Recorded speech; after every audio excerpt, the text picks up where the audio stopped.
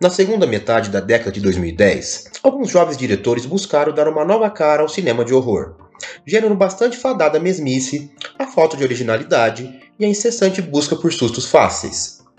Diretores como Robert Eggers, Jordan Peele e Ari Aster tentaram logo nas suas estreias em longa-metragem causar algum tipo de agitação, focando em ambientações mais atmosféricas, mescla de gêneros e até um mais do mesmo eficiente e cheio de vigor, se mostrando autores de muito potencial, dirigindo e roteirizando seus filmes, o que vem se confirmando nos seus trabalhos posteriores. Aqui é o Bruno, e nós somos o Clube dos Três.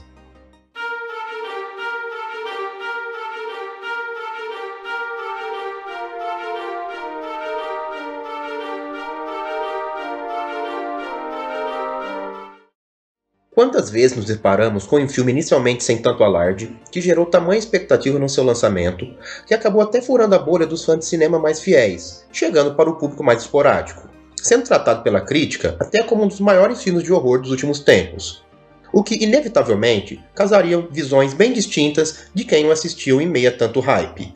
Estou falando do filme A Bruxa, de 2015, dirigido por Robert Eggers. Na região da Nova Inglaterra em 1630, uma família é julgada e condenada em um tribunal pelo crime de blasfêmia. Com isso, essa família se afasta da comunidade onde vivia para se alojar ao lado de uma floresta bastante isolada. O casal, composto por William, interpretado por Ralph Ineson, e Catherine, interpretada por Kate Dickie, vive com seus 5 filhos pequenos, cultivando seu próprio alimento e conforme as leis cristãs, da qual se julgam ser devotos, fiéis sem sofrer nenhum tipo de abalo. A filha mais velha do casal, Thomasin, interpretada por Anya Taylor-Joy, está entrando na fase da maturidade de seu corpo, em uma típica mistura adolescente de ingenuidade e sensualidade, fato que não passa despercebido pelos olhares desejosos de seu pai e preconceituosos de sua mãe, que começam a lhe culpar por todos os fatos desagradáveis que venham a ocorrer. Tudo piora quando Thomasin está cuidando de seu irmão recém-nascido, quando ele desaparece misteriosamente, e em seguida, toda a colheita da família não vinga.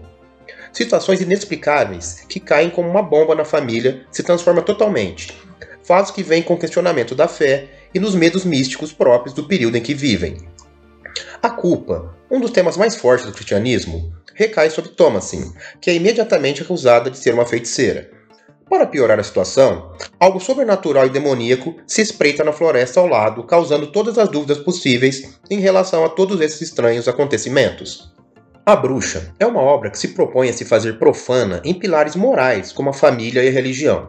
O diretor Robert Eggers optou por fugir dos sustos fáceis, comuns no gênero, e optou por criar uma atmosfera sufocante e demoníaca com um ritmo bastante lento, por vezes até arrastado, mas que se mostra fundamental para a sensação de imersão naquele mundo hostil.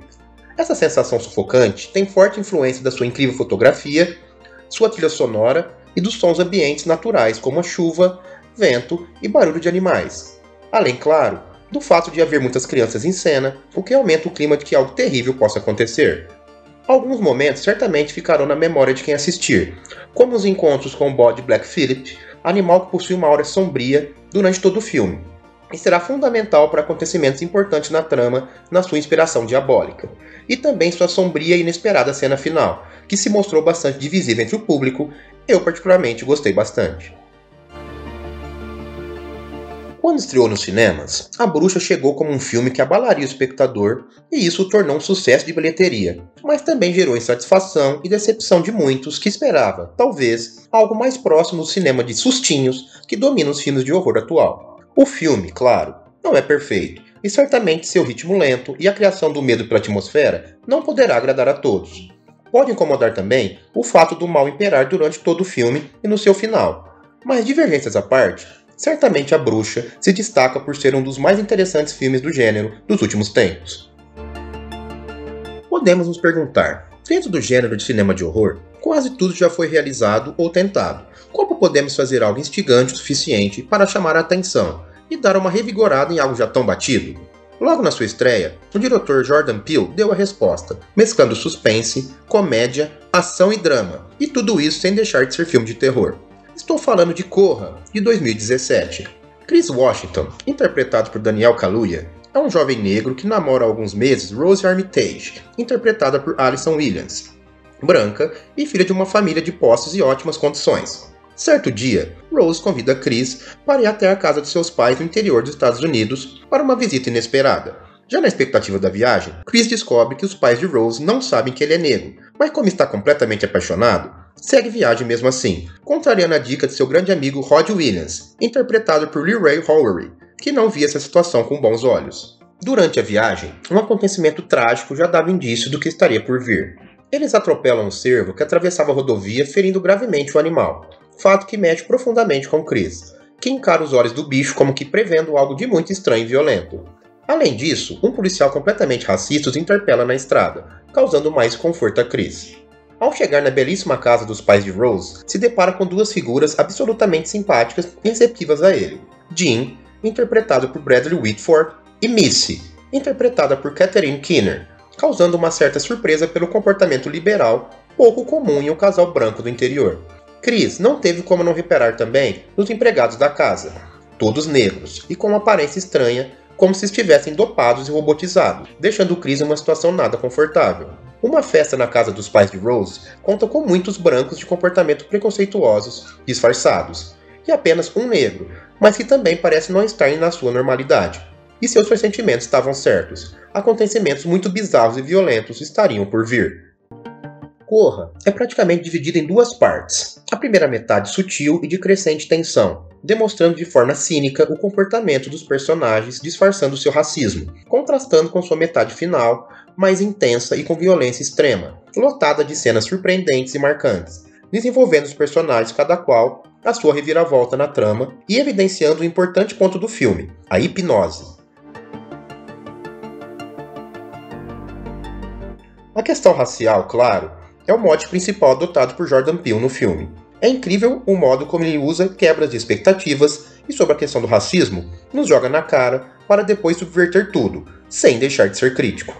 Com a mistura de gêneros, Jordan Peele não deixa de chamar a atenção para o importante discurso racial, porém ganha um ritmo envolvente e consegue deixar tudo absolutamente divertido, conseguindo balancear bem os momentos tensos com o de humor, agradando assim tipos de públicos diferentes. Não à toa, conseguiu algo pouco comum para filmes desse perfil, angariou 4 indicações para o Oscar, incluindo melhor filme, direção e ator para Daniel Kaluuya, que de fato está incrível em sua atuação. Veja a cena de seu personagem amarrado na cadeira e diga se não tenho razão. Além disso, conseguiu a estatueta de melhor roteiro original para Jordan Peele. Corra certamente marca o espectador de uma maneira sem igual, trazendo um frescor para o cinema de gênero que estava em falta. Posso dizer sem dúvidas que é um dos grandes filmes recentes e você, gostando ou não, dificilmente conseguirá ignorá-lo. Como já vimos inúmeras vezes, de tempos em tempos alguns autores têm a pretensão de revolucionar e ressignificar gêneros cinematográficos. Com os filmes de horror, gênero que possui seus próprios dogmas muito bem definidos, normalmente essa presunção causa estranheza e até certo ponto um desdém com o próprio gênero, como se ele não bastasse por si só. Isso ocorreu com o diretor Ari Aster, que prometeu logo na sua estreia em longa-metragem lançar um filme que não se trataria necessariamente de um terror, mas foi traído pela própria arrogância, fazendo um filme que não conseguiu fugir do que ele é, um interessante, porém convencional, filme de horror. Estou falando de Hereditário, de 2018. A família Graham começa a entrar em colapso após a morte da avó, que era uma senhora bastante reclusa e que escondia muitos segredos. A presença da avó continua perturbando a todos da família, principalmente sua neta mais nova, que possui uma saúde debilitada, a solitária Charlie, interpretada por Millie Shapiro, que começa a ser alvo de acontecimentos sinistros. Situações estranhas que acabam se espalhando pelos demais integrantes da família, como sua mãe Annie, interpretada por Toni Collette, seu pai Steve, interpretado por Gabriel Byrne, e seu irmão mais velho Peter, interpretado por Alex Wolff. No início, o diretor Ari Aster leva o filme como um verdadeiro drama familiar, porém com situações extremamente pesadas que se acentua com a criação de uma atmosfera de grande tensão e suspense, nos fazendo levar em conta o fator hereditário do título, ao pensarmos sobre a morte da avó e os fatos que se sucedem. Durante o decorrer do filme, o que prende o interesse são as dúvidas sobre os quais motivos misteriosos que pairavam sobre a família como uma verdadeira maldição. Passamos a desconfiar das atitudes estranhas da mãe, Annie, que entre várias situações acaba se afeiçoando por figuras de madeira em miniaturas, mas o acontecimento macabro parece não cessar e também não dá maiores pistas do que, de fato, possa estar ocorrendo. O clima de verdadeiro horror vem chegando aos poucos e se acentuando junto com as intermináveis dúvidas, que poderão continuar mesmo após as inesperadas cenas finais que demonstra uma importância no personagem de Peter, o que se justifica pois já havia passado por situações com a morte da irmã Charlie, decapitada em um acidente de carro causado por ele mesmo. Seu polêmico final mostra que o cinema de horror sobrenatural, ainda que não tenha sido nenhuma grande novidade, como gostaria seu diretor, continua gerando interesse e mostra um resultado bem satisfatório que une todas as questões pendentes com as reviravoltas da trama, mas que deverão deixar muitas dúvidas no espectador. Entretanto, o resultado visual é bastante impactante e até contrasta com o restante do filme, que opta por um terror mais sugestionável. Não podemos deixar de destacar a incrível atuação de Toni Collette, fundamental para o clima soturno do filme. Ao ser lançado no Festival de Cinema Independente de Sundance, Hereditário causou muito frisson e essa boa expectativa se espalhou com a boa recepção da crítica. Porém, apesar de conquistar um bom sucesso de bilheteria, se tornou um filme conhecido por ser 8 ou 80, levando tanto a defesas apaixonadas quanto a análises mostrando quão convencional e padrão foi seu resultado final. Considero, no final das contas, um filme muito instigante, mas de fato não chega a causar nenhuma originalidade como se poderia imaginar pela propaganda de seu talentoso diretor, Ari Aster.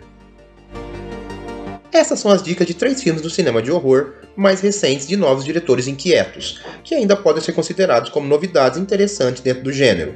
Vocês podem deixar nos comentários sobre o que acharam desses filmes e digam quais outros desse perfil poderiam ter entrado na lista.